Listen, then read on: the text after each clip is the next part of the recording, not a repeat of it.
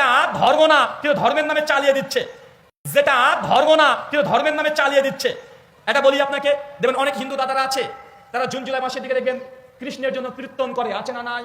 3 দিন 7 দিন করে না, হরে কৃষ্ণ কৃষ্ণ কৃষ্ণ হরে হরে, হরে রাম রাম রাম হরে হরে, দিন রাত 24 ঘন্টা এটা বলে কি বলে না? একজন মুসলিম মৌলবী যার নাম ব্রাদার রাহুল, তিনি দোষারোপ করেছেন যে আমাদের সনাতনীদের হরে কৃষ্ণ মহামন্ত্র নাকি জোর করে চাপিয়ে দেওয়া ভুল একটি মন্ত্র, যা নাকি 4 বেদে কোথাও উল্লিখিত নেই, কোনো পুরাণে উল্লিখিত নেই। আসলে কি জানেন যে উনি যেটা বলেছেন সেটা সম্পূর্ণভাবে ভুল। এবং আজকে আমি আপনাদের সকলের সামনে সেই হরে কৃষ্ণ মহামন্ত্রের উৎপত্তি, তার কার্যকারিতা এবং তার ব্যাপ্তি সম্পর্কে আলোচনা করব। যারা যারা মনে করেন ব্রাদার রাহুল নিজ ধর্মসভায় সনাতন নিয়ে কথা বলাটা তার অন্যায় এবং তার প্রতিবাদ হওয়া উচিত, এই ভিডিওটি তাদের জন্য। ভিডিওটি সম্পূর্ণ না দেখে কেউ যাবেন না, ভিডিওটিকে শেয়ার করে সকলের উদ্দেশ্যে জানিয়ে দেবেন আসলে এই হরে কৃষ্ণ মহামন্ত্র কোথা থেকে এসেছে এবং কোথায় এর উৎপত্তি। ইতিহাস কলিসন্তরণ উপনিষদের মতে এই হরে কৃষ্ণ মহামন্ত্র জোরে জোরে উচ্চারণ করলে কলিযুগের পাপ, কালিমা এবং অশুভ শক্তি বিনষ্ট হয়। তাই হরে কৃষ্ণ মহামন্ত্র সকলেই দিনে অন্তত একবার উচ্চারণ করুন। আজকে বলবো এই হরে কৃষ্ণ মহামন্ত্রের উৎপত্তি কোথা থেকে এবং ঠিক কোন কোন পুঁথিতে বা গ্রন্থে হরে কৃষ্ণ মহামন্ত্রের কথা লেখা আছে। প্রথমেই বলে রাখি, ব্রাদার রাহুল বলেছেন কোনো পুরাণে হরে কৃষ্ণ মহামন্ত্রের কথা লেখা নেই।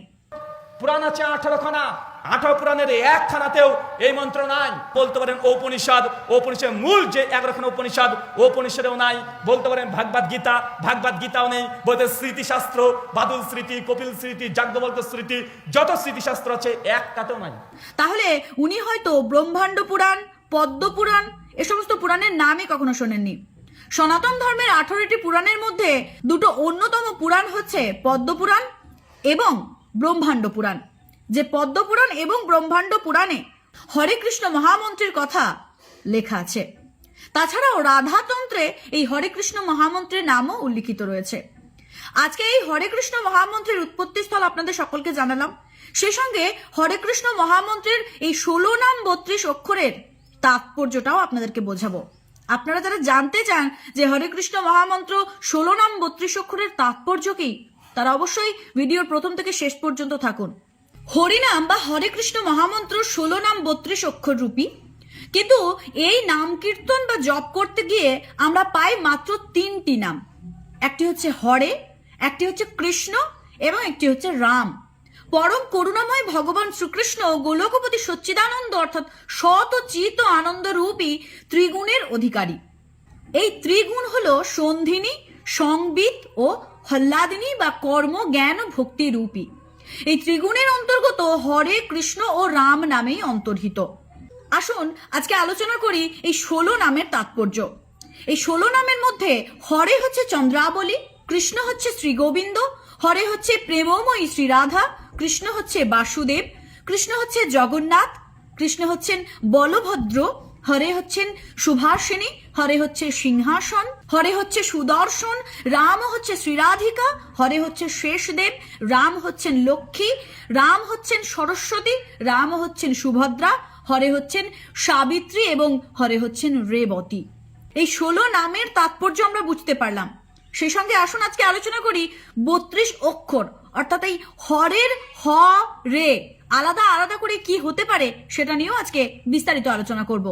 হরে কৃষ্ণ মহামন্ত্রের এই 32 অক্ষরের তাৎপর্য হচ্ছে হ অক্ষরে শ্রীললিতা সখী মস্তকেতে, রে অক্ষরে শ্রী বিশাখা দক্ষিণ বাহুতে, ক্রি অক্ষরে চম্পকলতা সখী কণ্ঠে রয়, স্ন অক্ষরে চিত্রা সখী বাহুতে শোভায়, হ অক্ষরে রঙ্গদেবী সখী থাকে হাতে, রে অক্ষরে সুদেবী যে থাকো এ পৃষ্ঠেতে, ক্রি অক্ষরে তুঙ্গবিদ্যা বদন উপরে, স্ন অক্ষরে ইন্দুরেখা শ্রবণ বিবরে, ক্রি অক্ষরে শশী রেখা রহে ভুরু যুগে, স্ন অক্ষরে বিমলা সখী ভ্রুর ডান ভাগে, ক্রি অক্ষরে পালিকা সখী ভ্রুর বামে রয়, স্ন অক্ষরে লবঙ্গমন জড়ি থাকো এ হৃদয়, হ অক্ষরে শ্যামলা সখী নাভিতে থাকয়, রে অক্ষরে মধুমতি নাভি মধ্যে রয়, হ অক্ষরে ধন্যা সখী করাঙ্গুলি রয়, রে অক্ষরে মঙ্গলা করো অধমুখী হয়, হ অক্ষরে শ্রীদাম ও সখা জঙ্ঘায় থাকয়ে, রে অক্ষরে সুদাম ও সখা জানু নিবসয়ে, রা অক্ষরে বসুদাম সখা থাকে ভুরু অঙ্গে,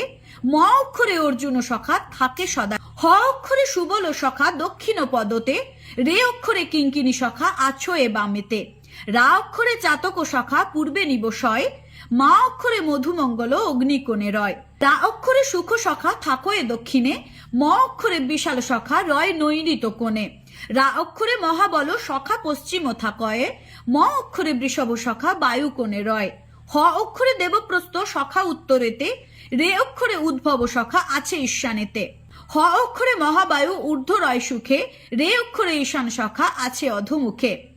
পরম করুণাময় শ্রীকৃষ্ণের এই 16 নাম 32 অক্ষর যে পঠন পাঠন শ্রবণ করে তার সমস্ত পাপ বিমোচন হতে সহযোগিতা করে। তাই ব্রাদার রাহুল যে কালিমায় লিপ্ত করেছেন আমাদের হরে কৃষ্ণ মহামন্ত্রকে, সেই কালিমা থেকে উদ্ধার হওয়ার জন্য আপনারা সকলেই হরে কৃষ্ণ মহামন্ত্র জপ করুন এবং বুঝিয়ে দিন যে উনি নিজের ধর্মসভায় যে ধরনের কথা আলোচনা করেন সনাতন নিয়ে, সে ধরনের কথা আলোচনা করা আসলেই ওনার মুখে শোভা পায় না। কারণ উনি সনাতন ধর্মের সমস্ত কিছু জানেন না, বোঝেন না, সেই সঙ্গে উনি নির্বুদ্ধিতার সঙ্গে আমাদের সনাতনকে অপমান করেন, যে অপমানের যোগ্য জবাব হয়তো আমরা সাধারণ মানুষেরা দিতে পারি না, কিন্তু ঈশ্বর একদিন না একদিন সেই অপমানের জবাব ওনাকে নিশ্চয় দেবেন। সকলে ভালো থাকুন, সুস্থ থাকুন, ভিডিওটি অবশ্যই শেয়ার করুন। ধন্যবাদ। জয় শ্রীকৃষ্ণ।